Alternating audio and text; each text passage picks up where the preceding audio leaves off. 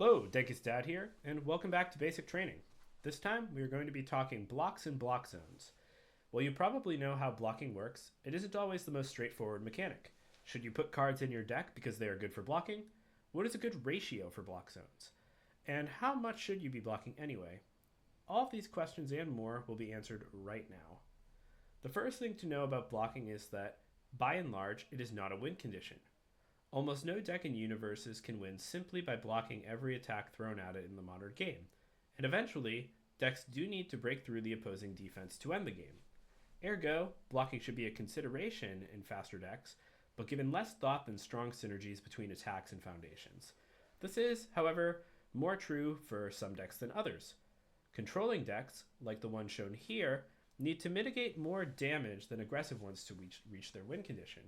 So having a good spread of block zones is important to extend the game until they can achieve their win condition, like a massive Armor of the Wolf, or in this case, an inevitable string off the back of a maximum overhaul.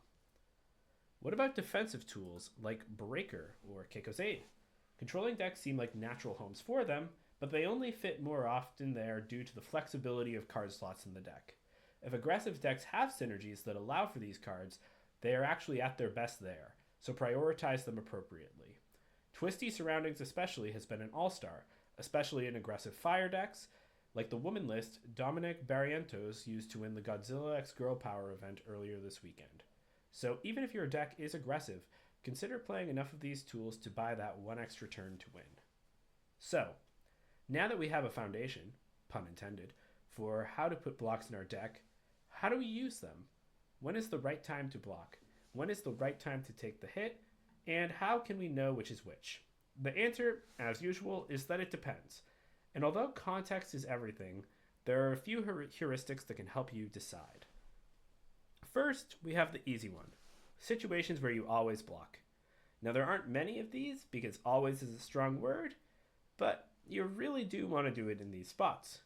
So first, if you will lose the game by not blocking, you should block. Pretty obvious there, but if there's lethal damage facing you, you need to block it or mitigate it in some way. Next up, if you would rather discard your block than hold it in your hand. So this will come up when your opponent is late in a string, and you have multiple foundations in your hand, and you're looking to put together an attacking hand for the next turn, or you have some attacks and you're looking to build, and you want to get one of those attacks out of your hand so that you can eventually review and find all of the cards that you're looking for at the start of your next turn. In this case, block. Even if it's just a partial block, even if you fail altogether, you're essentially reviewing an extra card that you don't want, and this is powerful. So always do block, or at least attempt it if you can in that spot. And just like that, we're through the situations where you can always block, but what about the ones where you should think about it? And this is where you're going to be living most of the time. So in our first case, you should consider blocking if your opponent immediately benefits from hitting you beyond dealing damage. If they're gaining momentum, triggering effects that are powerful on hit, you might want to consider blocking the attack to stop them from getting that. It might be the case that their deck doesn't utilize momentum well, so you err toward not blocking, or their character like Amajiki, where every momentum matters, so you might want to prioritize stopping the hit and slowing down their win con. Sometimes you should consider blocking if you can counter their pressure with an on-block effect.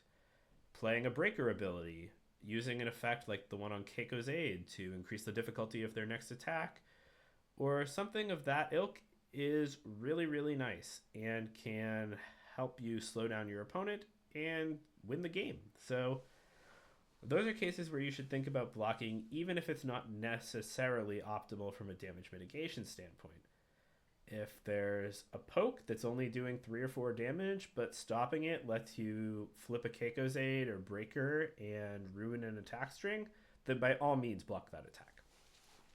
Next, you should consider blocking if the damage mitigation will meaningfully delay your opponent's win condition. If you're staying out of the lethal range of their string, forcing a build, or even just staying out of the range of the next one. So if you're a character with 34 health, like Woman, and you're facing down an 11 damage attack, At 23, you're fine, but maybe you know your opponent can't deal 34 if you block. So you might want to do it there, even if it means giving up a powerful attack like, say, Rupture Driver or Vile Seizing. And last case where you should generally consider blocking is if the block is more valuable for an attack you can anticipate this turn. So giving up a low block like Syndicate Target might not be the best idea if you expect that your opponent has a walk the dog waiting in the wings. Maybe that evade and copy you need to block your opponent's mid earlier is better left in your hand in case there's an Armor of the Wolf coming down the pipe. So that one is a little tough, especially if you're a newer player, just because you need to understand your opponent's deck and what strategies they're going for. And if you don't master this right away, that's okay. Just keep it in mind and know that some of the better players at your tables are going to be using that sort of calculus when blocking. And if you can learn it, it's going to help you become much better at Universus. And last, the situations where you never block. So this is also a very short case, but if you can ensure a win on your next turn with your cards in hand, then you should never block. Maybe, this also has the caveat that your opponent can't kill you this turn. But if you have your two best attacks and your opponent is facing you down with a string that isn't threatening, let them have their string.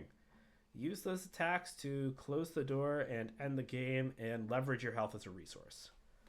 And last, the penalty for blocking is more significant than the damage mitigated. If you're going up against a deck like Gentle Criminal, you might have a situation where blocking the attack could let them extend their string and potentially do something powerful to you. Don't let that happen. Instead, just make the block, something that you're not going to do, and let them hit you. And suddenly, all of that pressure that they're putting on just evaporates. These situations also are not necessarily super common, but are something you also should keep an eye out for. Now, thanks for watching. And even though that won't cover every scenario, it's good to help you get a start on learning the ins and outs of blocking. Thanks for watching, and I'll see you next time.